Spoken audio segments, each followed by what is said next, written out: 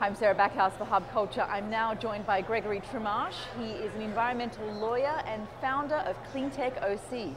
Welcome. Thank you very much. So you wear two hats, very disparate jobs, but obviously some confluence there as well. Tell me about Cleantech OC to begin with. Sure. Cleantech OC is really just a traditional trade association. It exists to promote the clean tech industry in Southern California, and our mission basically is to help bring together the public sector, the private sector, and academia to foster the growth of the clean technology industry in Orange County. And frankly, one of our goals is to just put Orange County on the map in terms of clean technology, because we think we haven't done a very good job of that so far, even though we've got a lot of things going for us in that area. Tell me about some of the things going on in the OC.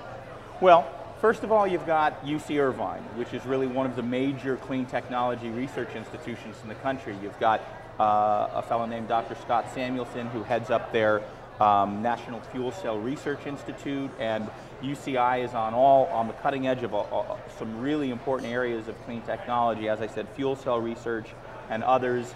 We've got really some of the most significant clean tech companies in the country based right there in Orange County. You've got Fisker Automotive, Quantum Technologies, Flex Energy, Blue Fire Ethanol. So we're not limited to one industry, and all sorts of solar as well. So Blue Fire Ethanol is a biofuel company. Fisker Automotive is an electric car company. So we really cover a lot of the important areas of clean technology. So giving Silicon Valley a run for its money? We're sure trying to. We're sure trying to. The California Energy Commission awarded somewhere in the range of about $120 million in grants back in February, and not a dime of it went to Orange County. And we looked around and said, okay, we're just not doing a very good job of letting people know just how much we've got going on in Orange County when it comes to clean energy and clean technology. So we're trying to change that. Good, and obviously great news that Prop 23 was defeated, and yep. You know, clean tech energy is going to remain healthy. That's right, that's right. I think the political winds are certainly blowing in our direction here in California, and the industry is thriving, and I really think it's going to continue to thrive. And that's, you know, one of the big issues obviously in California and everywhere now, but particularly in California, is job creation. And we really believe that clean technology and renewable energy is going to be one of the big drivers of economic growth and job creation here in California for the next decade or longer. Right, and it's important that America retains this, given that China is really expanding in this area. Well, that's right, that's right.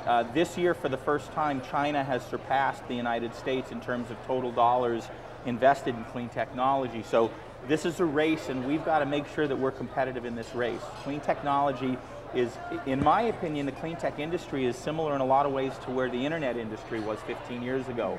The amount of public and private money pouring into it, the amount of innovation. I mean, this is really some of the smartest people in the world are now focusing their efforts on that. And there's an interesting statistic.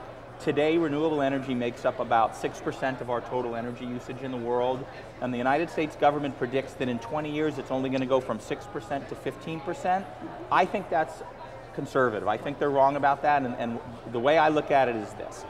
If you ask the US government in 1995, by 2010, what percentage of Americans would have handheld access to the internet, what would they have said? Right? They would have wildly underpredicted what that would be. I think this is the same situation we've got here.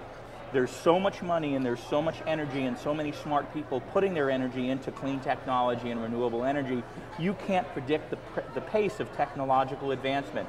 And I think that's what the federal government's doing right now, is they're under-predicting. I think that we are going to see wave after wave of technical breakthrough in this area over the next 10 or 15 years. And I think by 20 years from now, most of our energy is going to come from those sources. Well, I hope you're absolutely right there. And finally, why was it important for you to be at this summit today? Well, I've come to this summit every year they've had it, and frankly, it's what I said a moment ago. You're talking about bringing together the brightest minds in renewable energy and clean technology and the whole green movement in one place to just exchange ideas and frankly help continue to build the momentum for this movement. Absolutely, and California seems like the place for it. So thank you so much, Gregory. I appreciate your time. Thank you, my pleasure. Happy to be here.